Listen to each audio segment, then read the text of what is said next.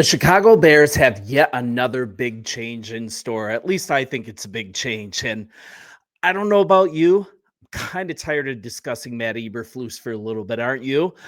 Moving on, there's another big change that comes with the elevation of Thomas Brown, the interim head coach of the Chicago Bears. So, first off, before I go any further, let's pump the brakes, right? Let's pump the brakes big time and anointing him the new head coach for next year. Lots of time. Let's cast a wide net.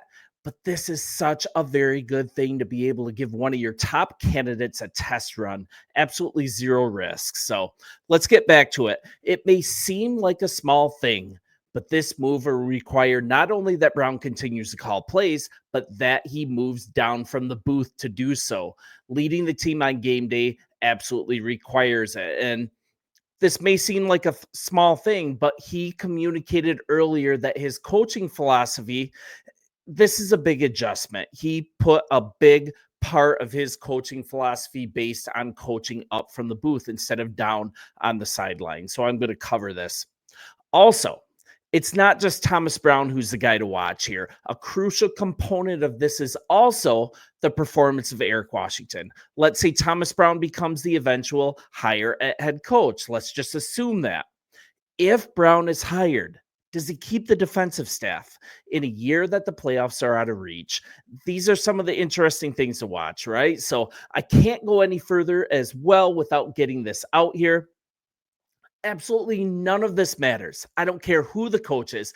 None of this matters that the offensive line isn't fixed as the top priority. So you look at some of the other candidates. Everybody wants Ben Johnson, right? Take him, for example. Is he considered an offensive genius if he didn't have the best offensive line in football? Is the creativity he displays, is that even possible? Every offensive coordinator, in my opinion, is awful if their line is awful. Just a simple fact. And by the way, this is not in defense of Shane Waldron. I'm not going to do that. Let's be clear on that, all right? So with all that being said, let's get back to Thomas Brown. I mean, previously, Thomas Brown thought that being in the booth was a big component of getting this offense on track. And as the Carolina Panthers offensive coordinator last year, Brown called plays from the sideline. He decided this season he'd see the field better from the booth, opted to call plays on Sunday from there. And he thought that that was a big thing. And the decision isn't unusual, though. NFL coaches, they routinely call plays from each place, right? But Brown, he leaned on the lessons he learned from Bryce Young's rookie year to determine in a league where so many voices are eager to advise quarterbacks, streamlined communication is absolutely necessary. And he saw a lot of negative things coaching Bryce Young in Carolina. Not all his fault. I can get into those things, but he's learned from that. And I love that he's a coach that adjusts. So in short, he saw that having an offensive coordinator directly in your face every single second, it wasn't great. And also being in the booth, it simplified communication. It provided a very clear message, a way to control input and segment it, if you will. So, hey, what's up, Dante? The Bears arranged for a specific headset line that only Brown and Williams could access between drives. Brown clicked over to that line. He did that to give feedback from the last series, talk to him about plans and executions for the next series, and then he cut off communication. He freed Williams to not only review film, and he did that with quarterback coach Kerry Joseph, but also a little time to just cut loose and connect with teammates. So this is what Brown said, a direct quote: an opportunity to decompress, go talk with teammates. I'm interested in seeing the difference being on the sideline, what difference that makes. And Brown communicated that streamlining communication is absolutely necessary, especially when you have a rookie quarterback. And it looks like he found the perfect balance of decluttering his head, giving clear communication without like a million different directives. And plus, he gave him some time once again to get loose with teammates, prepare to play with freedom. And this freedom has given him the opportunity to show his creativity that he's really had on display the last few games. So there's not word yet, but my assumption is that Kerry Joseph, he's going to be the man up in the booth now. I want to see how this fits together. This is actually fun. So looking at this, Can he keep the same coaching style? And has he already won enough trust from Caleb that his development it's going to continue to flourish? That's a big question. And I just love that we get to see this job interview in real time, pass or fail. Personally, I'm rooting for the guy. Like nothing else matters besides Caleb Williams' development. And if it's here, finishing the season, if his development continues to skyrocket, it's going to make this coaching search way interesting for sure. So let's kind of look to the future in the next week leading up to the road matchup with San Francisco. We're looking at hearing from interim head coach Thomas Brown, of course, hearing some of his plans to lead the team in a different way, how he's going to keep the offense running strong and continue Caleb Williams' development while also managing games as a whole effectively. I want to see that, of course, and so do you. That's pretty obvious, but we've got big picture stuff as well. Even though we have an interim coach, the Bears coaching search starts right now. So what does that look like? I mean, it begins with Brown's extended audition and polls Warren, also Chairman George McCaskey, right? They'll evaluate how he commands the locker room. They're going to look at how he conducts his preparation, how he manages games. Just such a nice thing to see that right now as well. Also, the Bears are obviously going to look outside the organization. They've got a bit of a head start now on most other teams formulating a list of possible candidates. So I think the Bears, too, they can position themselves as an attractive team for the best coaches. And that starts with the initial press conference that's coming up very soon. I want to hear from Ryan Poles. I want to hear from Kevin Warren. I want to hear a full explanation of this process with Eberflus, their vision for the immediate future and the distant future, how the interim coach is supported during this time, how the organization is during the remainder of this season. I mean, all of these things are going to be watched intently, not just by us. We're going to be watching, but also any potential head coaching candidate is going to watch this very, very closely. The Bears are auditioning now for coaches as well.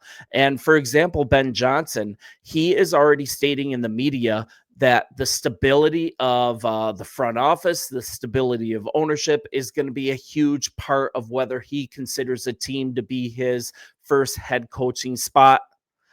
The Bears need to get it together if they want to fit that criteria. And also, you know, the Bears are coming from a place of strength because let's look at the positives. You guys know these, but I think it's fun to go through them. Obviously, right? Having Caleb Williams, that's the greatest draw. Talent, personality, possession of this clutch gene. He is showing that he has that. I'm fully convinced that this dude is real. Also, we're looking at polls. He has set up this roster so well from a financial standpoint. He's given big contracts to those who produce. He has shown if you ball out for this team, we're going to pay you. But even nicer thing within that, not a single contract has reset the market, and the salary cap is incredibly healthy. It's crazy. After all these signings, after all these moves, the Bears will have an estimated 80 plus million in cap space. That's fantastic, right? All this is going to help is assuming the Bears are willing to pay for top talent now. By top talent, I'm talking offensive line for one. Loosen the purse strings. Get this done. And the Bears can get ahead on the mechanisms of making the most important coaching hire in recent memory. I think since I've been alive, I've been a fan for over 40 years. There's a chance to buck trends. There's a chance to establish absolute stability and success from the head coach and quarterback positions. And I think we have it at quarterback. We need the coach. So let's talk about the 2024 squad. We still stand to win games and play our best down the stretch. And there's a completely different voice in the room right now. They'll have to respond well to Brown's different approach. He's got a direct, no-nonsense leadership style. We don't know how he's going to be as a game manager, but I think that will likely be the key to the team's immediate success. Balancing the new role over the whole organization with continuing to call plays and elevate Caleb. So once again, how will things be from an operation standpoint with Brown presumptively on the sidelines instead of the booth? I've already covered that question. Also, Will defensive coordinator Eric Washington call defensive plays instead of Eberflus? All signs are pointing to that. His effectiveness in that role. That's also going to be super important moving forward because the Bears can't afford a drop off there. I, for one, still absolutely love this defensive scheme, but I cannot wait to see this prevent defense at the end of games. What Flus has been doing, this ultra conservative approach, I want to see Washington discard that, get rid of it, and be super aggressive until the end of games. So the defense no longer wanted any part of Flus. The statistical fall off that we've seen, that's evidence of that. I just see a ton of value to seeing if these players can now ball out once the presumed source of discontent has been removed. Professionals need to put their head down now and audition for this team too. And that's something that we can watch for. There's so much to be gleaned from the rest of the season. And also, real test of who Thomas Brown's going to be as a head coach. If the Bears do not keep them on, I think another team's going to hire him. It's just a matter of time. He's already been a lead candidate in the last coaching cycle. So how can he lead with all the distractions? I'm just throwing everything out here. So thanks for staying with me. We're looking at the previous offensive coordinator being fired. 3 straight demoralizing losses in the division right in a row. That's got to stink. And now a head coach getting fired. The players stopped trusting him, but many of them absolutely lost it on him after the Lions game, most notably team leader Jalen Johnson. How do you come back from that? Huge transition. See how they're led, how they respond traveling to San Francisco. That in itself is interesting, right? The Bears have an absolutely deplorable record on away games under Coach Eberflus. So develop talent for the future, identify building blocks beyond the star players, all right? And this is Poles' chance to get this hire perfect. Nothing matters besides developing Caleb Williams. What a blessing to get a test run on the next possible coach of the Chicago Bears. So join me, sit back and observe. I'm going to be here every step of the way, giving you daily content. Pump the brakes because it doesn't need to be decided today. So I hope this time period isn't completely a slog. I hope it's enjoyable. I think there's so much that we can pull from this, and there's no reason not to be fully engaged as fans. We have a bright future. You guys let me know what you think. Bear down. And as always, we will talk soon. See ya.